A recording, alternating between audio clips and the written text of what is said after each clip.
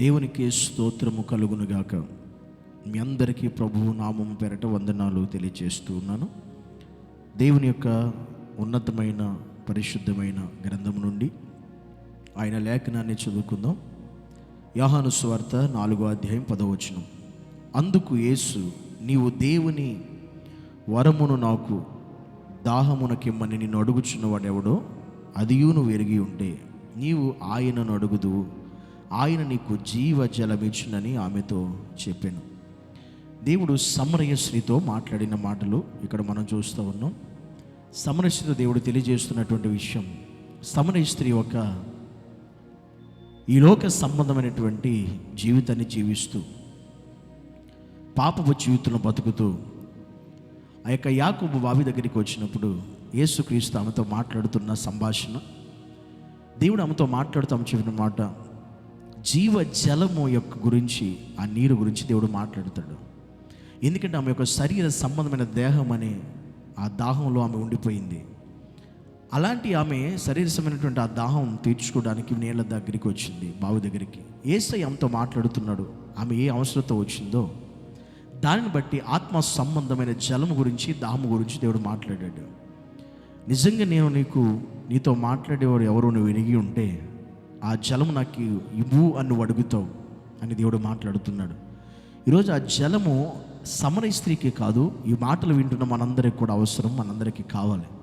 అదేంటంటే ఆ జలం ఒక్కసారి తాగితే మరలా ఎన్నడూ నువ్వు దప్పికొనవు అంటాడు దేవుడు. ఈరోజు మనం తాగే నీళ్లు తాగుతాం, మరలా దప్పిక అవుతుంది, మరలా తాగుతాం. అలా మనం బ్రతికినంత కాలం ఈ లోకంలో మన దప్పిక తీరదు. కానీ దేవుడు అంటాడు, నేను ఇచ్చే నీళ్లు తాగువాడు ఎన్నడూ దప్పిక గొనడు అంటాడు. ఆ జీవ జలమే సమరయ స్త్రీకి దేవుడు ఇవ్వాలని ఆశపడ్డాడు. ఎందుకంటే ఈ లోకంలో ఆమె జీవించే జీవితం శాశ్వతమైనది కాదు, అశాశ్వతమైనదని ఎరిగి ఆమెను దేవుడు జీవ జల నది యొద్దకు నడిపించాలని, ఆ జీవజల నది నీళ్లు తాగించాలని దేవుడు ఆశపడతాడు.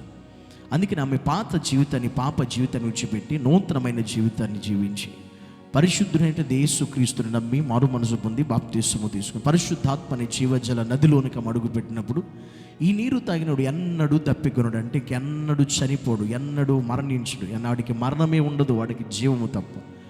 అందుకని ఈరోజు ఈ లోకం అనే పాపంలో బతుకుతున్న మనకి ఆ జీవ జల నది వద్దకు దేవుడు నడిపించడానికి లోకానికి వచ్చాడు.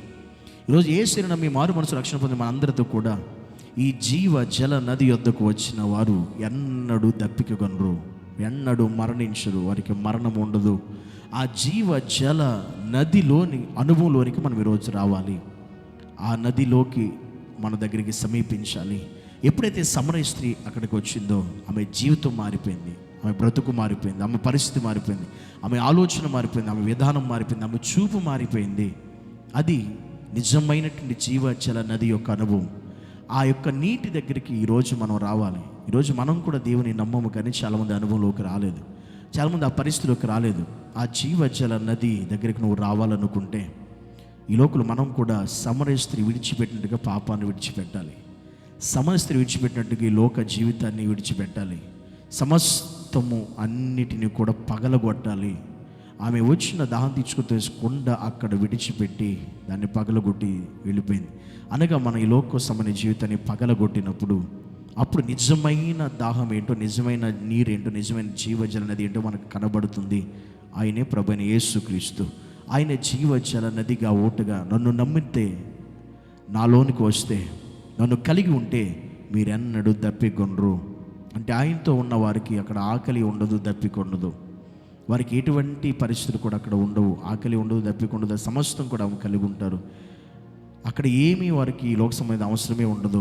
అలాంటి నిత్య జీవంలోకి, అలాంటి జీవజల నది దగ్గరికి నేను తీసుకెళ్తాను దేవుడు మాట్లాడిన మాటలు.